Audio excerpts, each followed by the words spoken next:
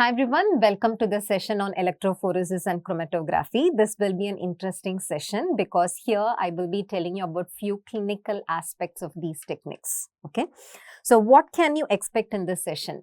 I will be telling you about first electrophoresis. In this part of the session, I will tell you what is the principle of electrophoresis, what are the factors which determine mobility of a particle in an electrical field, what are the types of electrophoresis, and what are the clinical applications.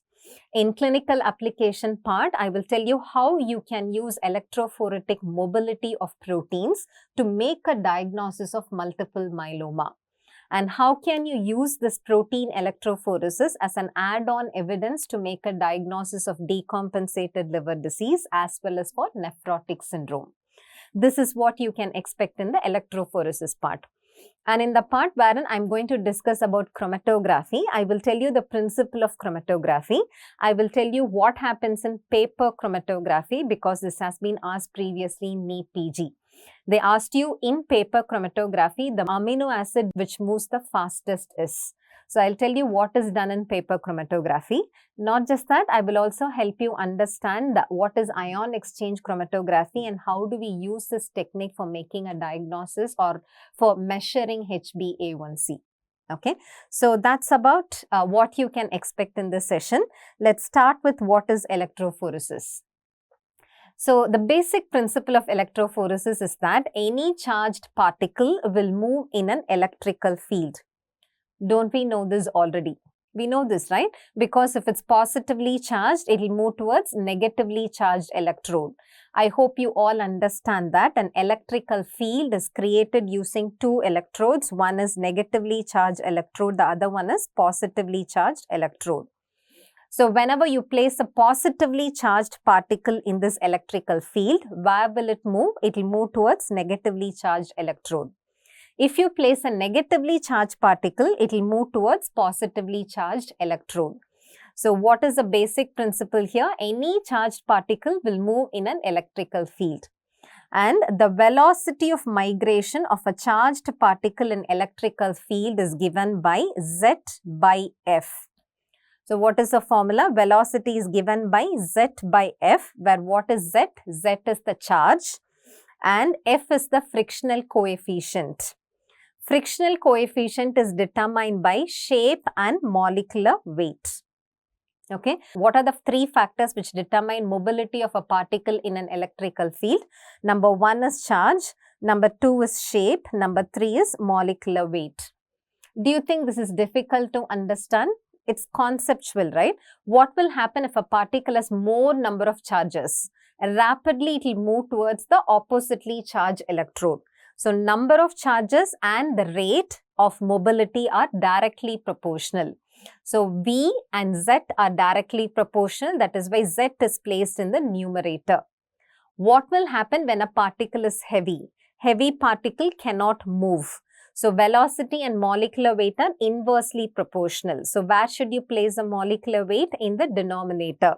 That is why V is equal to Z by F, where Z is charge and F is the frictional coefficient, which is determined by molecular weight and shape of the particle. Okay, this way, if you try to separate proteins in electrophoresis, by proteins, I mean to say are serum proteins, right? So, this way, if you're trying to separate, have you seen serum protein electrophoresis being done?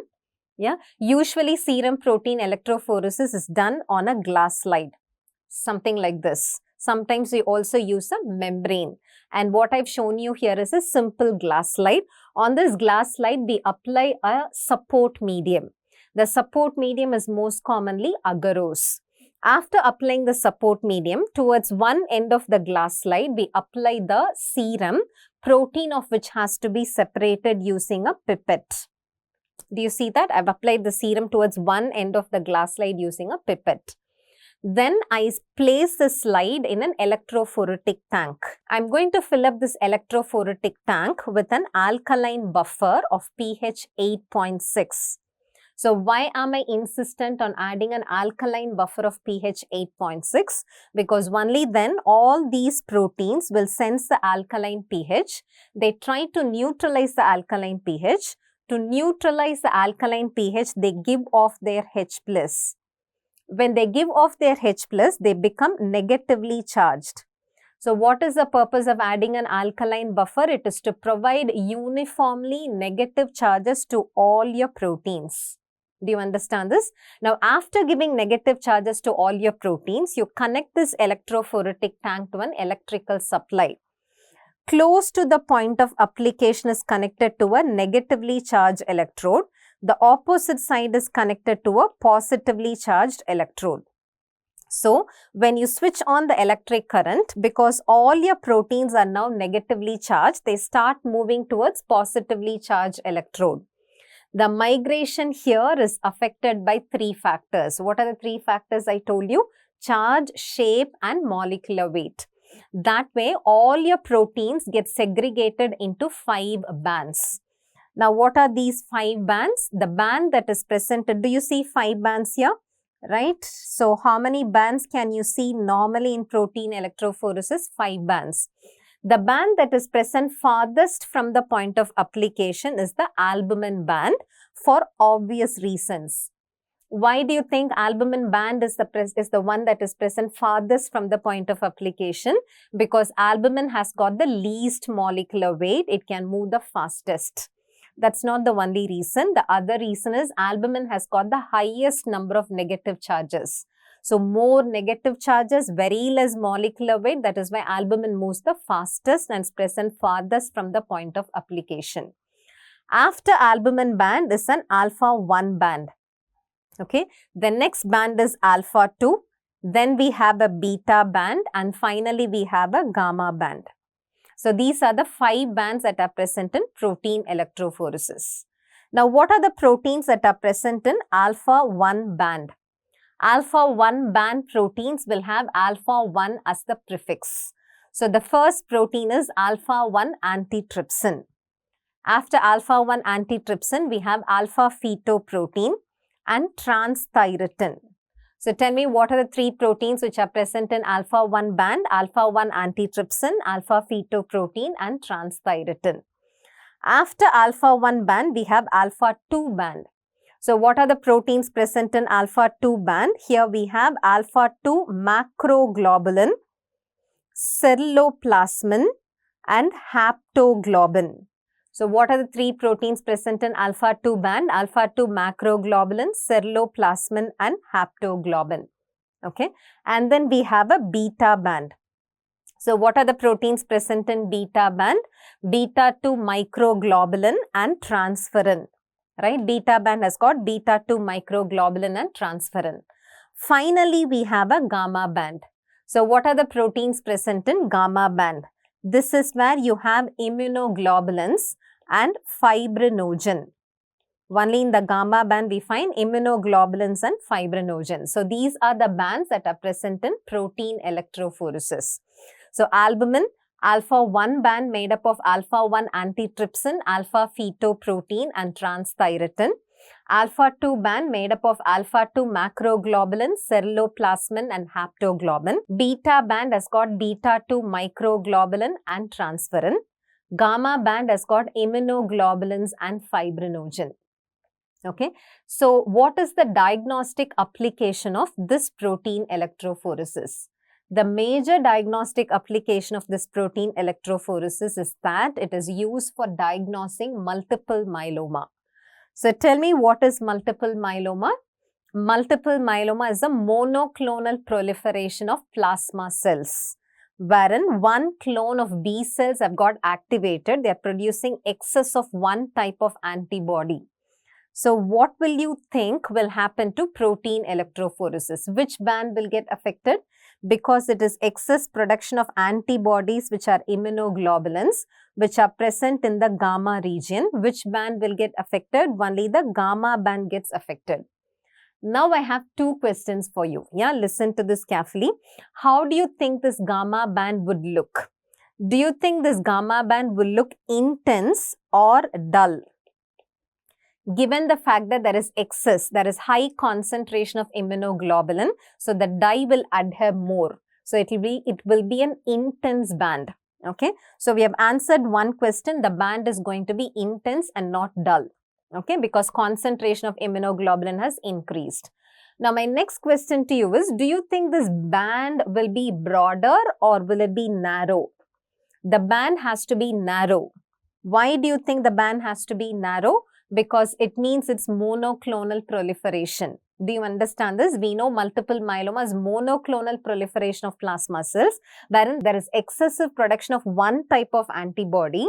That one type of antibody will have the same number of negative charges, will have the same shape, will have the same molecular weight. So the migration of all proteins that are present in this region are identical. When the migration is identical, they'll all move as one line. They will stand as one line. Only when it is a polyclonal proliferation, wherein these immunoglobulins get to have various number of negative charges, various molecular weights, various shape, they will not be able to move in one line, in which case it becomes broader. So what kind of band do you expect in multiple myeloma, which is a monoclonal proliferation? The band will be intense and the band will be narrow. Such a narrow, intense band that you see in the gamma region is called as M band of multiple myeloma. Right? What is that band called as? It's called as M band of multiple myeloma. So, if you look at this protein electrophoresis, which band will get affected? Gamma band will get affected. And in gamma region, you will see an intense narrow band that's called as M band of multiple myeloma. Okay. Now, what are the other diagnostic applications of protein electrophoresis? As I told you, apart from this, you can use this protein electrophoresis as an add-on evidence for decompensated liver disease. So tell me, what will happen in decompensated liver disease? In decompensated liver disease, what happens to antibody production? Or first tell me what happens to albumin synthesis.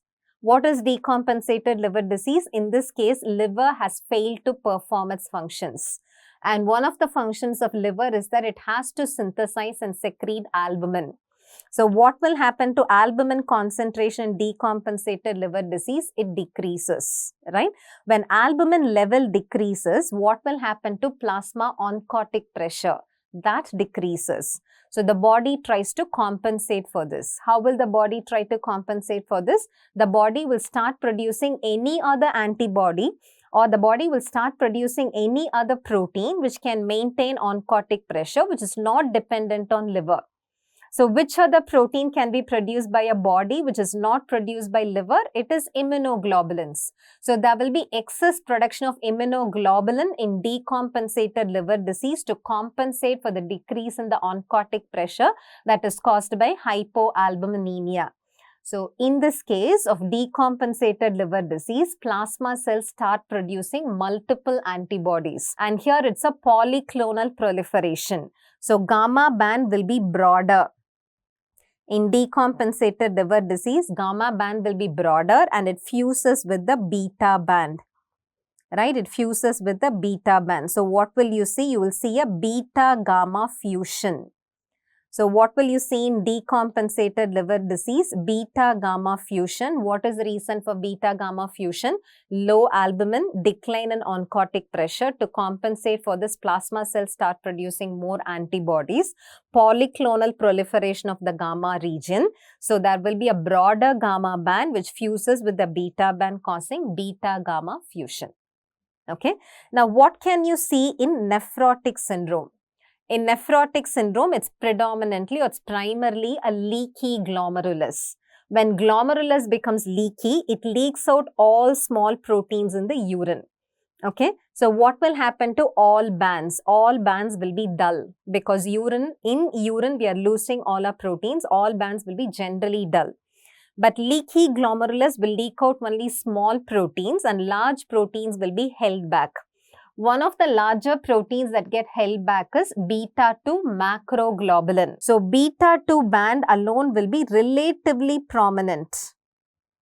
Do you understand this? Beta band will be relatively prominent across a dull background.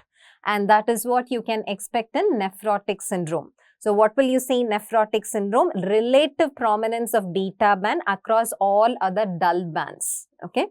So let me summarize all that I told you so far in this table, which can be used for diagnosing 3 clinical conditions. We started with multiple myeloma. So can you tell me what will you expect in multiple myeloma? In multiple myeloma, you see a narrow, intense band. Yeah, narrow, intense band in the gamma region, which is called as M band of multiple myeloma. What will you see in decompensated liver disease? Because of the decrease in the albumin, to compensate for the reduction in the oncotic pressure, there is excess production of immunoglobulins, polyclonal proliferation is expected. So you see beta-gamma fusion. What will you see in nephrotic syndrome? All small proteins are lost and large proteins get held back. So relative prominence of beta-2 band across a dull background. Okay, so that's about significant electrophoretic patterns that can be used for diagnosing clinical conditions. Okay, so can you tell me what are the factors which determine mobility here? Yeah, we have 3 factors. Okay, and do you think for making a diagnosis of these 3 clinical conditions, you would prefer a serum or a plasma? Yeah, what is the difference between serum and plasma? Let me first give you the answer. Serum is the preferred sample for protein electrophoresis. Yeah, what is preferred? Serum and not plasma. First, what is serum and what is plasma? If you're collecting blood sample, look at the board here. If you're collecting blood sample in which you're placed an anticoagulant, what separates above is called as plasma. Is it not easy to remember? Yeah, if you collect blood sample in a tube in which you're placed an anticoagulant, what separates above is called as plasma. So what is serum? If you're collecting blood sample in a simple tube, negative charges of the tube will stimulate in vitro clotting. After in vitro clotting, what separates above is called the serum. So serum is something which separates after clotting.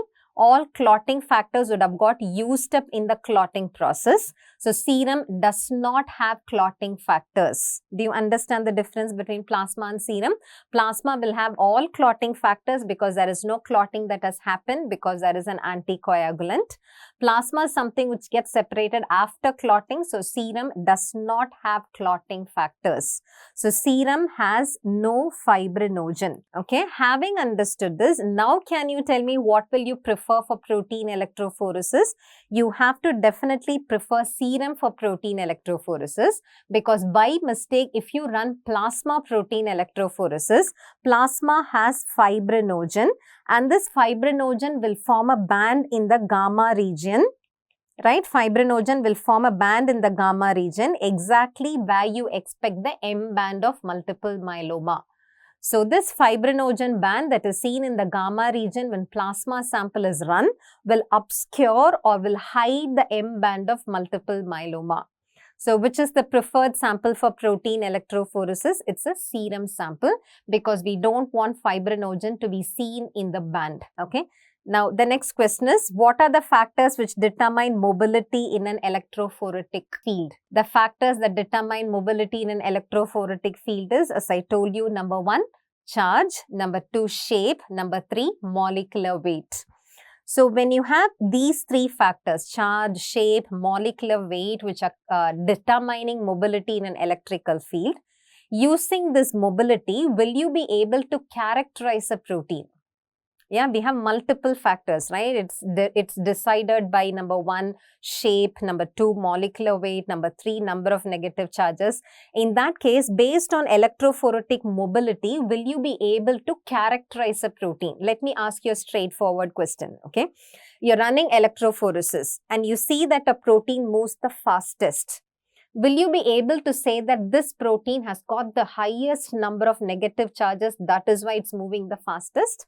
We cannot say that because this protein would have migrated not because of its highest number of negative charges, but because of the fact that it has got least molecular weight, right? So, we are not able to comment on its charges. We are not able to comment on its weight. We do not know why the protein has moved fastest, right? Similarly, we are looking at electrophoretic mobility of a protein. The protein does not move at all.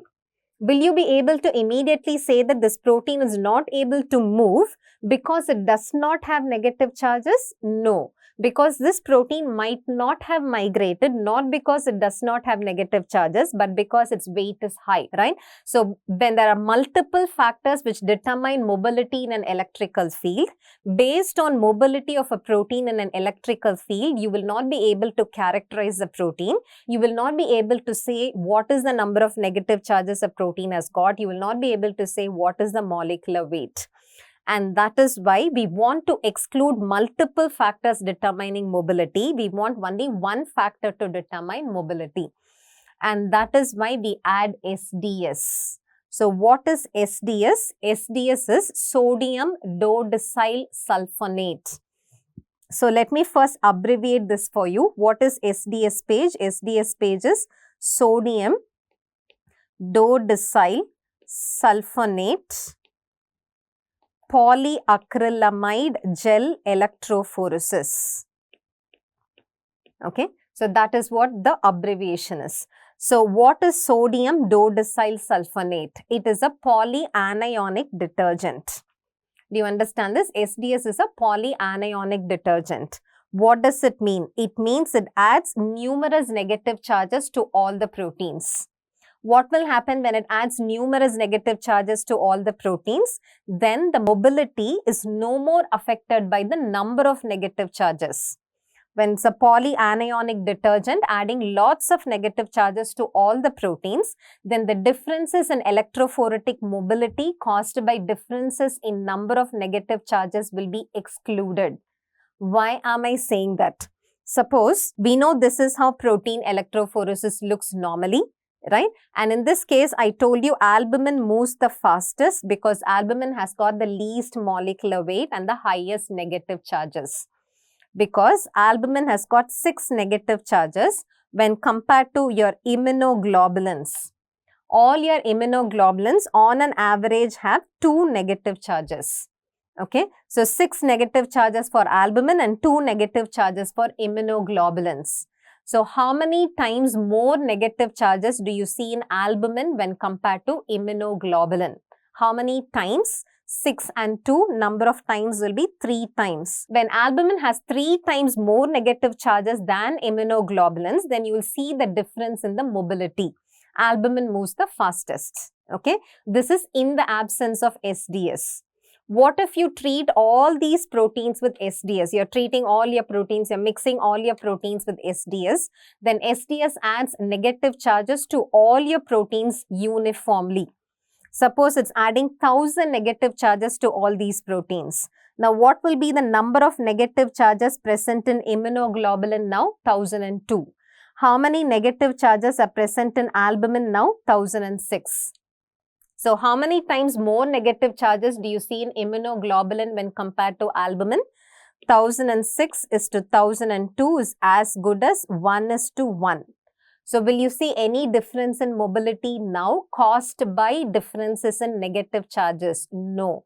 Now, all your proteins have similar number of negative charges. So, differences in mobility caused by differences in the number of negative charges will be excluded after you treat your proteins with SDS. So, what is the purpose of SDS-PAGE?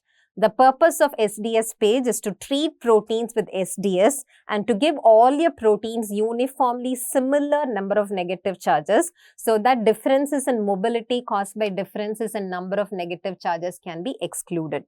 So, no more mobility is affected by number of negative charges. Similarly, because it's a detergent, it also excludes the effect of shape.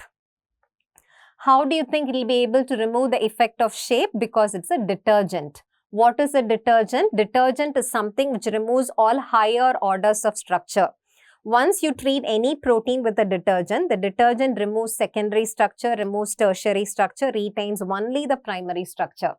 And in the session on protein structure, I told you it's a secondary structure and the tertiary structure which would provide unique shape to a protein. And once this SDS, being a detergent, removes all higher orders of structure, retaining only the primary structure for a protein, now all your proteins will be spherical. So, mobility getting affected because of differences in shape is also removed. right? So out of the three factors, what are the three factors I've been telling you? Charge, molecular weight and shape. We have excluded the charge effect, we have excluded the shape effect. So it now separates proteins purely based on molecular weight. Do you understand this? So what are the facts that you have learnt about SDS-PAGE? SDS-PAGE is sodium dodecyl sulfonate polyacrylamide gel electrophoresis. It's a polyanionic detergent which excludes the effect of number of negative charges. It excludes the effect of shape on electrophoretic mobility. So here the only determining factor is molecular weight. It separates proteins purely based on molecular weight. So what is the use of this SDS-PAGE? SDS-PAGE is used to find out the molecular weight of an unknown protein. Do you understand this? SDS-PAGE is used to find out the molecular weight of an unknown protein. Suppose you have extracted an unknown protein from tissue culture, okay, and you do not know what is the molecular weight of this unknown protein. So what will you do? You run this unknown protein in SDS-PAGE along with PrepLadder. What is a PrepLadder? PrepLadder is a combination of known proteins with known molecular weight. Okay, so when you run it, all these proteins in the PrepLadder will get separated based on their molecular weight. Okay, and you know that this PrepLadder will give rise to 5 bands, and you know that the band that is closest to the point of application has got the highest molecular weight, right? Highest molecular weight protein cannot move. So the band that is closest to the point of application has got a molecular weight of 200 kilodaltons. The next one corresponds to a molecular weight of 150 kilodalton. The next one 100, 50, 25. This you know already. Whenever you buy a PrepLadder, the manufacturer of a PrepLadder would tell you this ladder has got 5 proteins, and when you run it through SDS-PAGE, it will give you 5 bands. The topmost band corresponds to this molecular weight. The last band corresponds to this molecular weight. So this information you have already, okay? And you're running an unknown protein. This unknown protein moves and stops here. Do you understand this? The unknown protein moves and stops here. So that tells you that the unknown protein's molecular weight is 100 kilodaltons. Do you understand this? This tells you that the unknown protein's molecular weight is 100 kilodalton. So tell me, what is the application of SDS-PAGE? SDS-PAGE is used to find out the molecular weight of an unknown protein, because the only factor which determines mobility of a protein in SDS-PAGE is molecular weight. Okay. Now this SDS-PAGE has got 2 types. One is reducing type, the other one is non-reducing type. Whatever I've told you so far is the non-reducing type. So what do we do in reducing type? Let me help you recollect this for you. Do you remember in the session on protein structure, I told you quaternary structure of a protein is studied by reducing type of SDS-PAGE. Right? So that's what I'm going to explain now, reducing type of SDS-PAGE. In this case, you don't only treat the protein with the SDS, you will also treat the protein with mercaptoethanol. So in reducing type of SDS-PAGE, we treat the protein with not only SDS, we also treat it with mercaptoethanol. What is mercaptoethanol? It's a reducing agent and it reduces disulfide bridges. And when we discussed about quaternary structure of a protein, I told you the one bridge which links all these proteins, all these subunits together is disulfide bridge. So when you treat a protein with mercaptoethanol, all disulfide bridges get broken. Okay, so individual subunits will become free. And this will help you to find out what is the molecular weight of individual subunits. Okay, so let me extend what I already told you. We have extracted an unknown protein from culture, and this unknown protein you have no idea about. So first you run this unknown protein in SDS-PAGE, you try to find out what is the molecular weight of the total protein.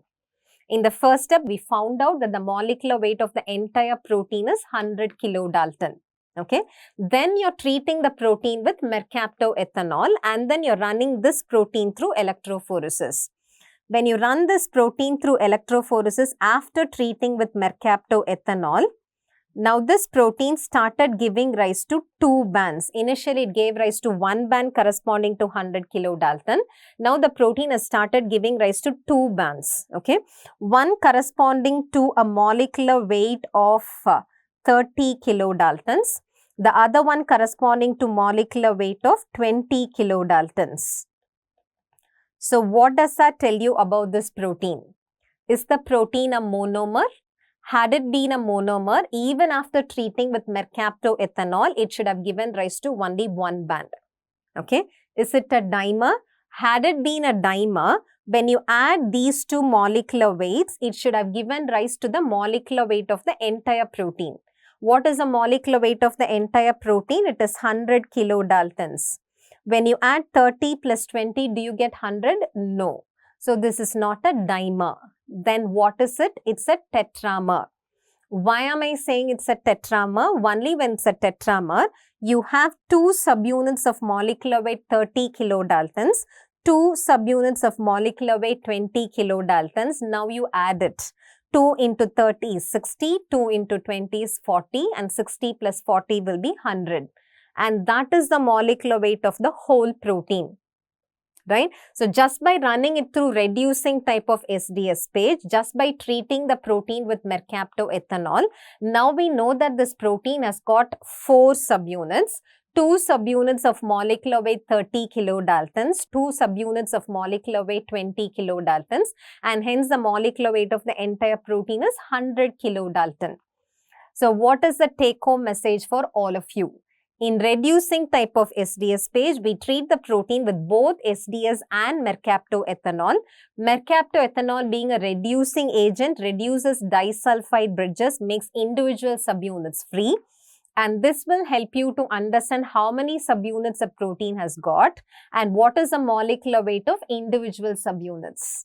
So quaternary structure of a protein is studied by using reducing type of SDS-PAGE. Okay, so that's all about electrophoresis.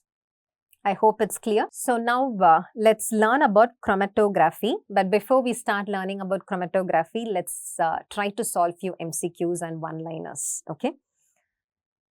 So try to answer this. What is the preferred sample for protein electrophoresis? It is serum.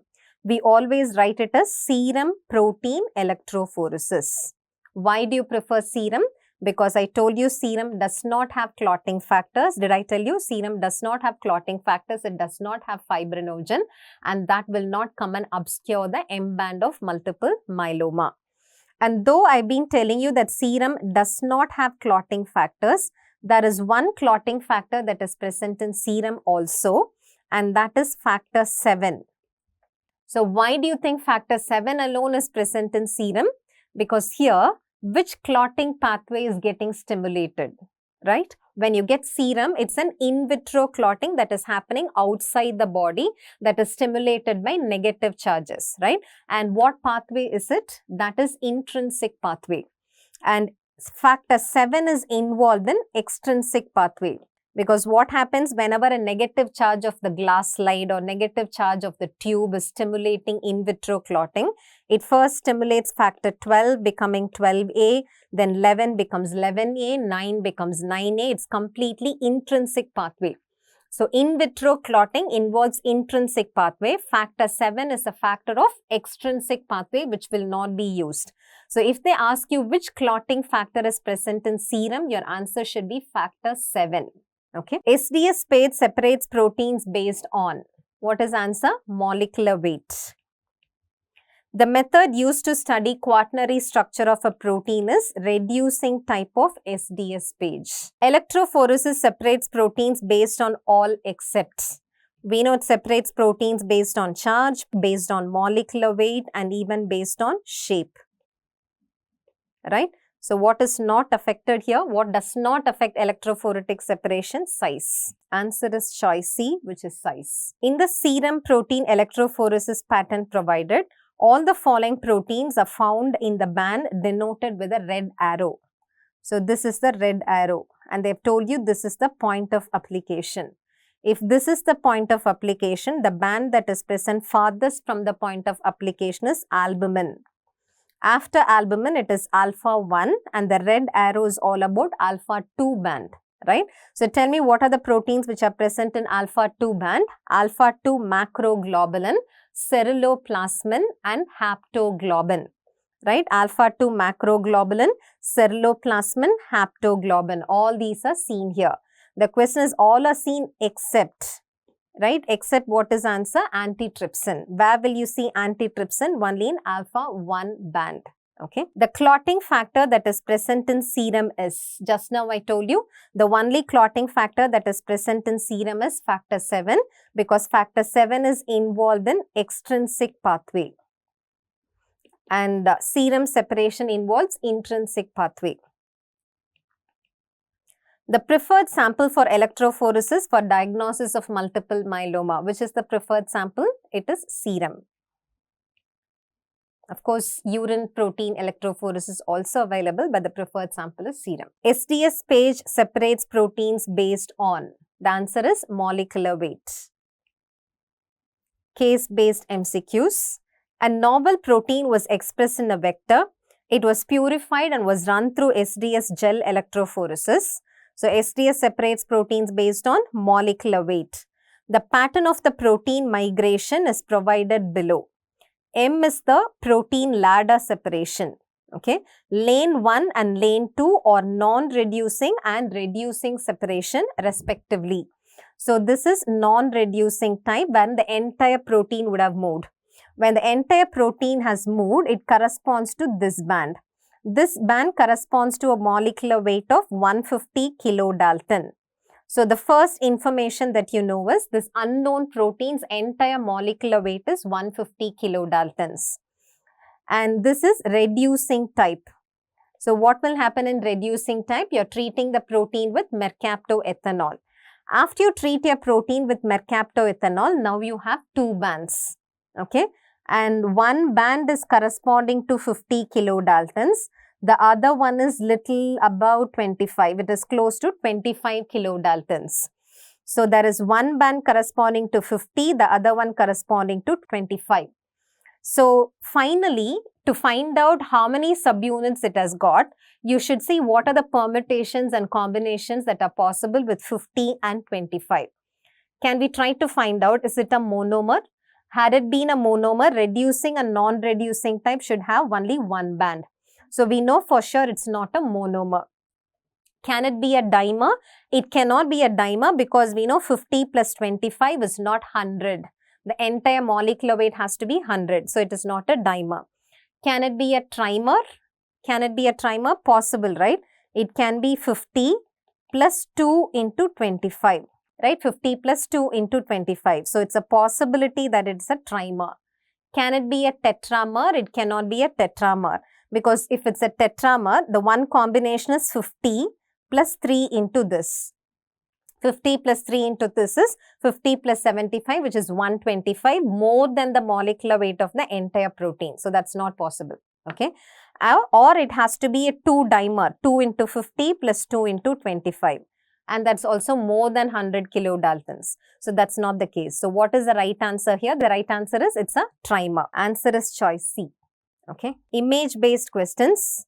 What is the abnormal pattern seen in the electrophoretic pattern provided? So, they've given you this is the cathodal end, negatively charged electrode. This is the point of application. And what you see is a band at the point of application. And this band is a narrow intense band. Okay, narrow intense band that is seen in the gamma region is called as M band of multiple myeloma. So, what is answer? It is narrow intense band in the gamma region. Okay. Now, what if there is a broad intense band in the gamma region? What is that condition? If there is a broad intense band in the gamma region, it means it's a polyclonal proliferation. When will you see polyclonal proliferation of plasma cells? Whenever there are chronic infections. So, choice B refers that the person has got some chronic infection, maybe tuberculosis. What if you see relative prominence of alpha 2 band that is seen in nephrotic syndrome? What did I tell you? You will see nephrotic syndrome. There will be a dull background across which this alpha 2 band will alone be prominent. Relative prominence of alpha 2 band. That's nephrotic syndrome. What if you see beta-gamma fusion? That is decompensated liver disease. Okay. So now about chromatography. What is chromatography? I hope you all remember that chromatography is a separation technique wherein we always involve a mobile phase and a stationary phase. Okay. So what is chromatography? Chromatography is a separation technique wherein you separate solutes based on differential distribution of these solutes between a mobile phase and a stationary phase. Yeah, even if you don't understand this definition, just imagine, just imagine a scenario where you have a solution and this solution has got two solutes, a green solute and a red solute. So you have multiples of these green solutes and multiples of these red solutes. And I want you to separate green from red. So how will you separate green from red? Using a chromatographic technique. Now, how will you set this chromatography? You set this chromatography in such a way that there is a mobile phase and a stationary phase, and one of the two solutes have an affinity to mobile phase, the other solute has got an affinity to stationary phase. So when you run this solution, any solute which has got an affinity to mobile phase will move faster. Okay, and any solute which has got an affinity to stationary phase cannot move faster. So what will happen here? The green solute will move faster and the red solute will stay behind. That we have separated two solutes. Do you understand this? So all that you need to know about chromatography is that it's a separation technique where you separate solutes based on differential distribution of them between a mobile phase and a stationary phase. Any solute which has got an affinity to mobile phase will move faster. Any solute which has got an affinity to stationary phase will be held back. Yeah, that's an outline of what is done in chromatography. Let me first tell you about paper chromatography. I would say this paper chromatography is obsolete. It is nowhere being used. But I'm telling you about paper chromatography because it was asked in the exam. Okay, they asked you in paper chromatography, the amino acid which moves the fastest is. So let me help you understand all about paper chromatography. For this, we use Wattman paper number 1. So we take Wattman paper number 1 and we cut this paper into exact dimensions of 30 cross 35 centimeter. Yeah, like this, 30 cross 35 centimeter. The base is 30 centimeter. The height is 35 centimeter. Okay. And then 5 centimeter from the base, with a pencil, you mark a line. On this line, you mark a dot. Okay. On this dot, you apply the amino acid mixture which has to be separated using a capillary tube. So what do? In a capillary tube, you take the amino acid mixture which is to be separated and then you add it to the dot drop by drop. So now the amino acid mixture is on the dot that you have placed on the line on the Wattman paper number 1. Okay. After adding amino acid mixture, you take this paper and you tie the paper. You know the paper will have edges, right? You bring the edges together, you tie the paper. When you tie the paper, this is how the paper would look. Okay.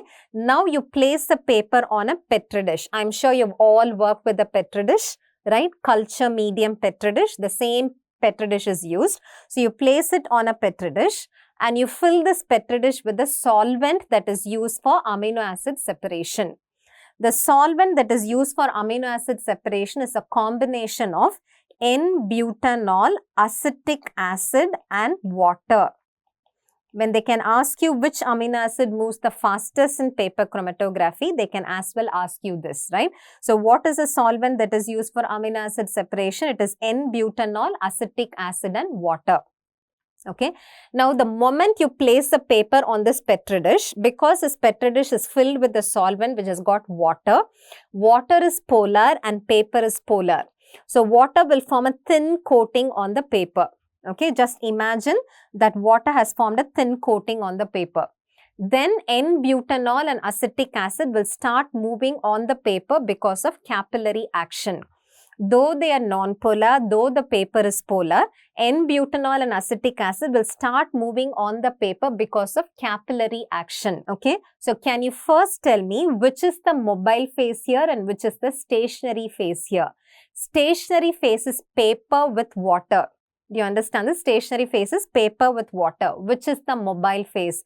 N-butanol and acetic acid, which are moving on the paper, will act as the mobile phase. So when N-butanol and acetic acid are moving on the paper, when they come across the dot wherein the amino acid mixture is placed, they try to take some of those amino acids along with them. Which amino acid do you think they will be able to take along? Because they are non-polar, they will be able to take along with them only non-polar amino acids. Do you understand this? Because they are non-polar, they will be able to take up only non-polar amino acids along with them. So, which amino acid will move faster? Non-polar amino acids will move faster. Okay, whereas polar amino acids, because the stationary phase is polar amino acids will not move. So that way all amino acids get separated based on polarity. So tell me which amino acid moves the fastest. Anything which is the most non-polar will move the fastest. Anything which is polar will stay back at the point of application. This way you have separated amino acids based on polarity. Okay, let me summarize and tell you. First, tell me which is the stationary phase and which is the mobile phase. Tell me the mobile phase is N-butanol and acetic acid, both of which are non-polar. Which is the stationary phase? Stationary phase is water and paper, both of which are polar. Okay, so what gets retarded? Polar amino acids get retarded and non-polar amino acids move the fastest.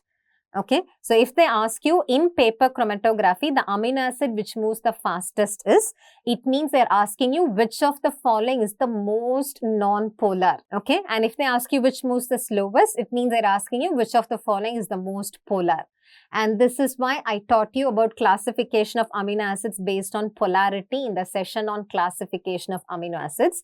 If you have not watched that video, I strongly suggest that you watch that video, learn classification of amino acids and then come back and continue this. Okay. So try to answer this. A student performed amino acid chromatography using N-butanol, acetic acid and water as a solvent. Which of the following amino acids would migrate the fastest? What migrates the fastest? Non-polar amino acids. And what do you know about glutamic acid and aspartic acid? Both these are acidic amino acids which are negatively charged, which are polar. They will not be able to move much. Histidine, lysine, arginine, all these are basic, which are again polar amino acids. Whereas isoleucine, right? What did I tell you about all branch chain amino acids? They are non-polar aliphatic amino acids. So isoleucine is non-polar, which can move faster. So which would migrate the fastest? The answer should be isoleucine. One more question with the same concept. The amino acid which moves the fastest in paper chromatography is, which one can move the fastest? Tryptophan. Okay, because again, glutamic acid and aspartic acid are polar. Histidine is also polar. Tryptophan is an aromatic non-polar amino acid which moves faster. Okay, so why do we have to learn about all these chromatographic separation techniques? Because it can be used for diagnosis. Which diagnostic technique uses chromatography? Whenever you have to estimate HbA1c. What is HbA1c? Glycated hemoglobin, about which we have already discussed. So whenever you have to estimate HbA1c, that has to be done by a special technique called as cation exchange chromatography. Yeah, it's called as cation exchange chromatography. Of course, we have ion exchange chromatography, affinity chromatography, also for HbA1c estimation. But if they ask you which is the most widely used technique, your answer should be cation exchange chromatography, wherein we retard cations. Glycated hemoglobin is positively charged. So we retard cations onto the stationary phase. We remove all other substances which are like impurities. After you have removed impurities, then we remove only this positively charged HbA1c slowly. We quantify it and we give the concentration. So all that you need to know is HbA1c is positively charged. So it can be detected using cation exchange chromatography. But we also have affinity chromatography, which is boronate affinity chromatography for HbA1c estimation. Okay. So try to answer this question. The most widely used technique for estimating HbA1c is cation exchange chromatography. So that's all about this session. Before we close this session, a summary. I want all of you to listen to this. We have learnt about electrophoresis and chromatography. In electrophoresis, we discussed about the principle of electrophoresis, which is very simple. Any charged particle will move in an electrical field.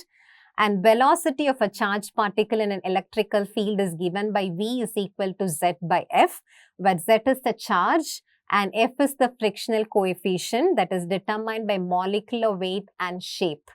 So what are the three factors which determine mobility in an electrophoretic field? Number 1, charge. Number 2, molecular weight. Number 3, shape.